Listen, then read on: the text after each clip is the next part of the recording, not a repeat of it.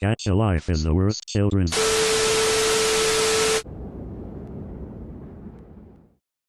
You know that quote people say when they state children are the future? I would be doing the Tide Pod Challenge. I love children. This isn't without its reasons. They are the next generation to do whatever it is they will do on this planet. So it's important that they are influenced to make the right decisions in the upcoming decades. But in some aspects, I feel like people have been going backwards on this motive. Which brings us to today's subject, Gacha life.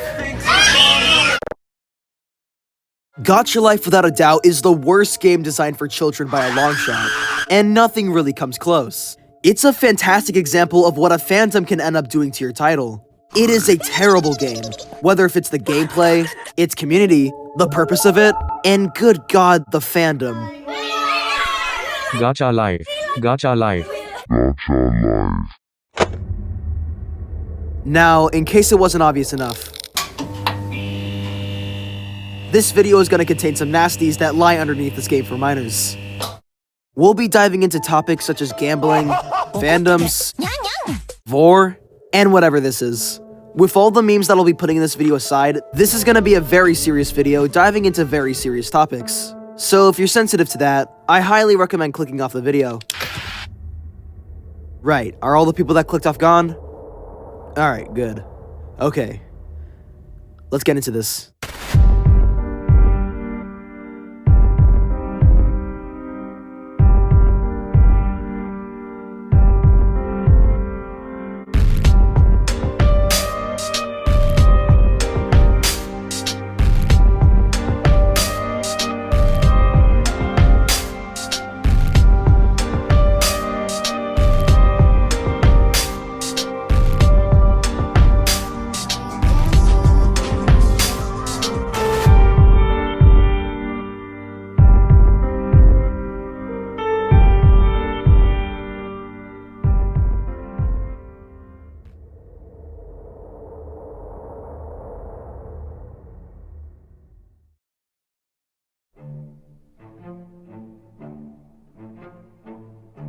Now, before we even dissect the community and explore the various topics of eating, what in the hell even is this game? Well, at its absolute core, it's a game about customizing characters and playing/using them to create your own story. A roleplay, essentially. There are, of course, other ways to play this game as well, but this is typically the main reason people use it. Alright, so, what's the problem? Okay, well, first things first, what on earth is this menu? Why are there so many buttons? Who is this? What is that? The navigation in this game from menu to menu is just horrible.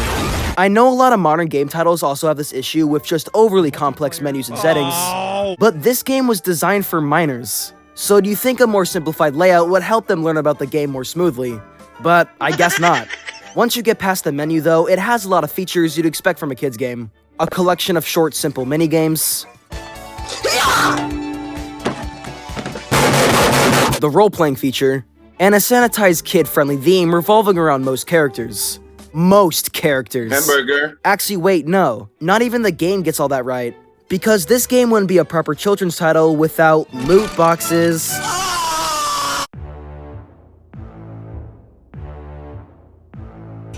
yep, as if this was somehow not illegal. Gacha Life has its own gambling system for children to spend all their lovely parents' money on. Basically, Gacha Life uses gems as their online currency, and you actually start out with a decent chunk of these gems when you first begin the game. So what can you use these for? You can use them for talking to people. One of the ways you can play this game is by hitting the life category, where you can explore worlds of gacha characters to your heart's content. But, wait a minute. Something ain't right. In order to engage in basic communication with these guys, you need gems as a mean of stamina. There you can level up with your XP. But once you're out of stamina, well, you have two options. You can either grind for the rest of the day to get back your gems, or you can go to the wonderful shop, where you can buy up to $20 worth of gacha gems. Wow. Despite the game clearly spawning a wave of children getting addicted to gambling, it doesn't look like the Gacha series is planning to stop the system anytime soon, as their sequel, Gacha Studio, still is plagued with this problem. What makes this frustrating is just how useless it all is in the end. The game is meant for role-playing and making scenes. It's honestly hard to even call this a game at all. So why implement a gambling system when it clearly doesn't need it? Why add it other than nothing more than just pure greed? And the worst part is that the loot itself kinda sucks. So it's a lose-lose. It's such a weird system too. You spend all this time getting back your stamina by using the gems to just talk to more NPCs. And sometimes the dialogue is just alien. And of course, it wouldn't be bad enough without random loot boxes you can open. Because how else are we gonna get money from our wonderful fanbase? Oh, and the fanbase. Yeah, let's talk about that.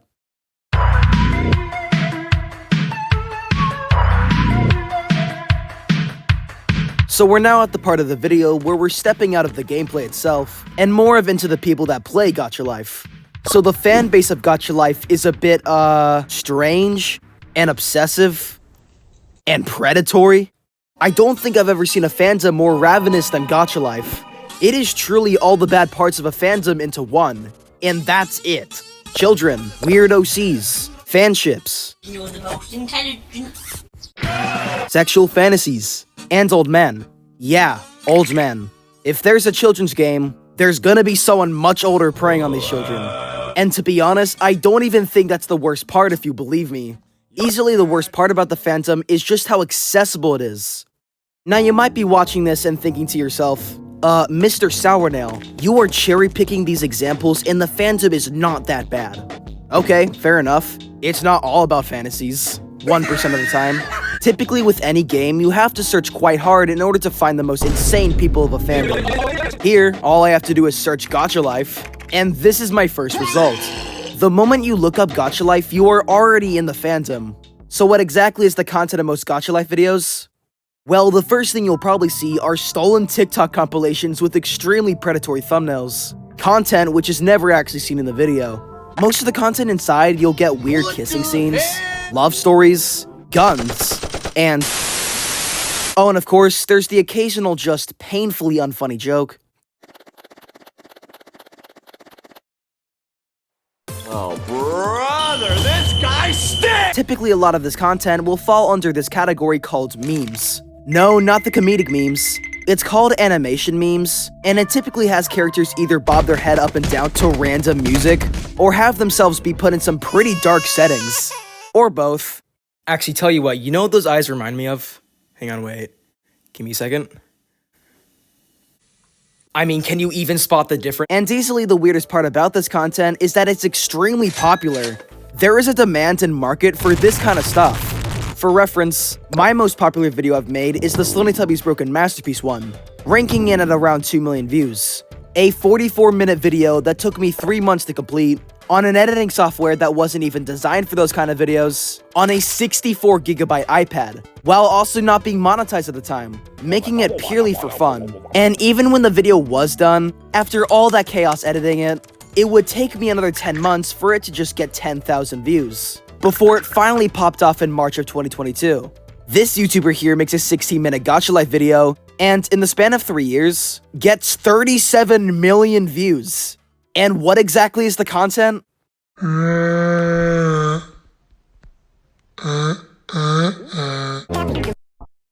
So yeah, my channel is screwed. I can't compete with these numbers.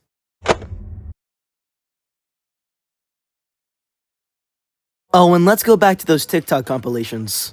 Yeah, TikTok.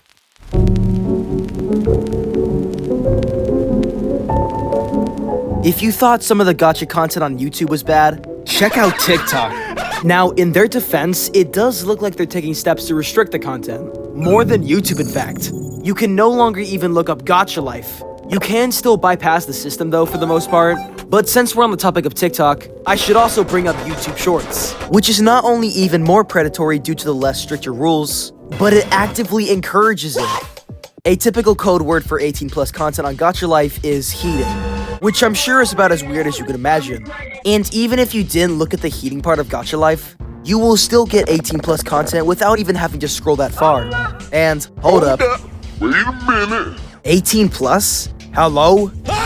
And because of the way TikTok's algorithm works, where the more content of something you watch, the more likely you are to get it, you will always be getting Gacha Life heating. YouTube Shorts breeds this kind of content and breeds viewers who enjoy this content, who in all likelihood are literally babies. So yeah, Gacha Life psychologically damages the developing brains of kids. Could it get any worse? Yeah.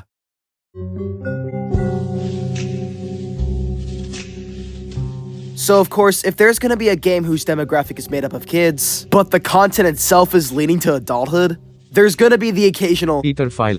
Yeah, I don't want to say that word, so I'm just gonna refer to them as old men.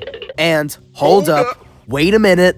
Because YouTube doesn't see this stuff as YouTube Kids content, the comment sections are on. Oh no. And I'm sure you can imagine how strange the comment section is gonna be.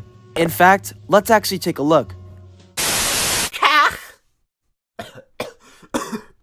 The first one, she really thought she was a baddie. When the girl left her toys on the ground and then the mother slapped her, then I was like, how could you slap your child? But I still like it. Keep it a 5 up. Melon.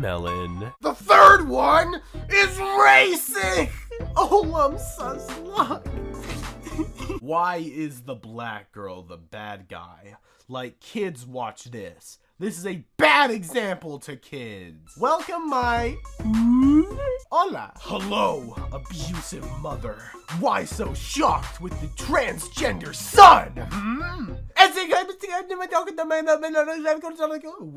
Like, what did you want to so other than kill her? Like, you were shocking her like, hey, I love you. Oh, if your mom is dead, I'm sorry for your loss.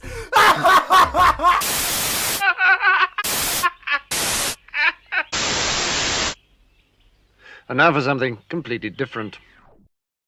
Thankfully, YouTube has been attempting to tackle these huge issues on their platform, but it's just not good enough at the moment. You can still get away with so much. And honestly, a lot of the videos are rewarded for their sketchy content. I can't believe I have to say this, but TikTok has better restriction guidelines than YouTube at the moment, at least when it comes to Gacha Life heating. And even if the YouTube guidelines were far stricter to avoid these issues, what's stopping these old men from just going to YouTube Shorts, which practically promotes this kind of behavior? And even if there wasn't pedophilia, even if there wasn't 18+ content on a children's game, the Gacha Life community has built up quite a reputation of being extremely toxic. Imagine the FNAF fandom at its peak in 2014 to 2016, but on LSD, steroids, while also having 12 heart attacks all at the same time. And that's the Gacha Life comment section. And yes, I understand Gacha Life specifically is not unique to this problem, but it's definitely the worst fandom I've seen in quite a while, and nothing really compares. If there's a lesson that you should take from this, it's that Gacha Life is not safe for work, and not safe for kids. It's a weird game with loot boxes and gambling, overly complicated menus, a toxic fanbase, and a creepy fanbase, all hidden right under that 9+ rating. So yeah, stay away from Gacha Life, please. And yes, not everyone in the Gacha Life community is mentally insane, only a majority. But seriously, if you want a more refined role-playing experience that doesn't include pay-to-win mechanics and a toxic fanbase, then just go play Duck Life. You're literally pretending to be a duck and it's awesome.